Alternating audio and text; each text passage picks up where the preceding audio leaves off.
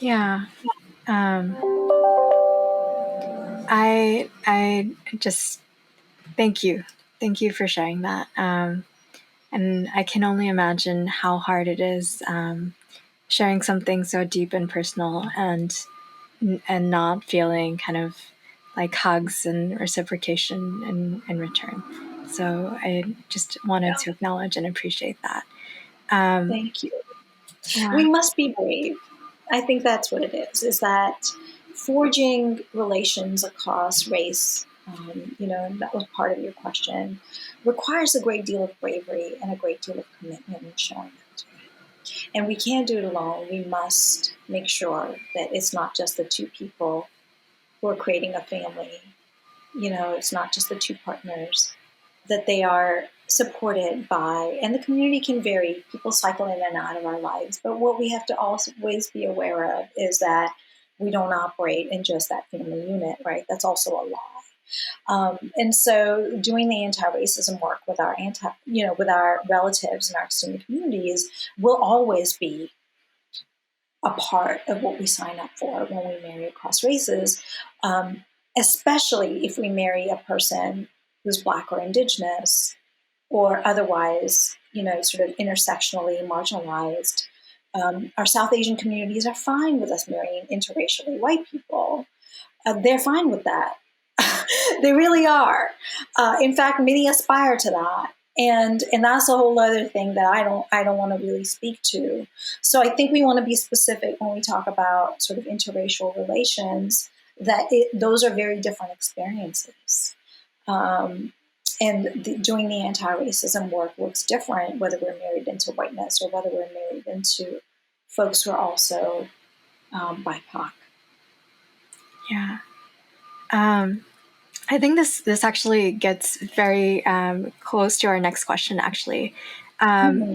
So one of the major themes of the book was around understanding and overcoming anti-Blackness within our communities, as you were mentioning. And are there any books or resources that you might recommend to folks who want to explore or understand anti-Blackness and how they may be complicit in it more, and just ways that we ourselves can be better supporters of these social justice movements? Yeah, I mean, we do have work to do there, and I think many of us still resist it. I think even well-educated folks, even folks of your generation, are kind of really caught up in a very sort of woke-washed, performative version of anti-racism work. And it is my deep hope that we go deeper than that and we realize that, that our anti-Blackness is related to decolonizing, is related to anti-oppression work, is related to shifting literally everything that we have been taught about who we are in the world.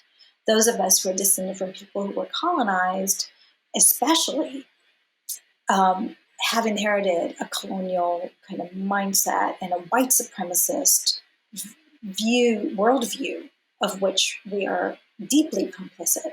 And I think so the deep work to be done is to actually start there, is to really do some work around studying the many elements of colonialism, and sort of decolonial scholars have pointed the way to saying that it's the mental, intellectual, and emotional landscapes of colonialism that we have still to get free from.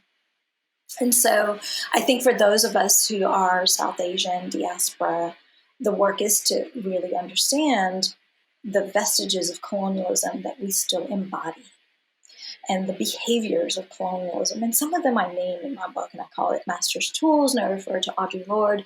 But, like the vestiges of colonialism that continue to inform how we define success, how we define respectability, how we operate in the world, the sort of like the ladder, sort of climbing the ladder version of life that we lead, our investment in capitalism, our overinvestment in capitalist versions of success as South Asian diaspora folks has to be unpacked in order for us to do any work around anti-racism, addressing our anti-Blackness and how it's rooted in the ways in which we are agents of white supremacy. And so the notion of white supremacy is most useful in talking with our community members. They resist it because we were deeply socialized for many generations with a lot of intergenerational trauma to speak for it. We were colonized to never clap back to whiteness. We actually were socialized deeply to the point where when I say the words white supremacy in a room full of brown people, I can physically see them crumple. I can physically watch our bodies just go shifty.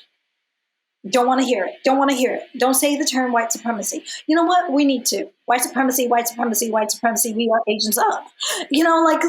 So here's Nanti saying, we cannot talk about our anti-Blackness unless we sort of understand how that is a function of how we are agents of white supremacy in systems. So we need to be able to really be articulate enough to understand these things. And the sad part is that many of us, even your generation, don't want to learn. We just don't want to learn.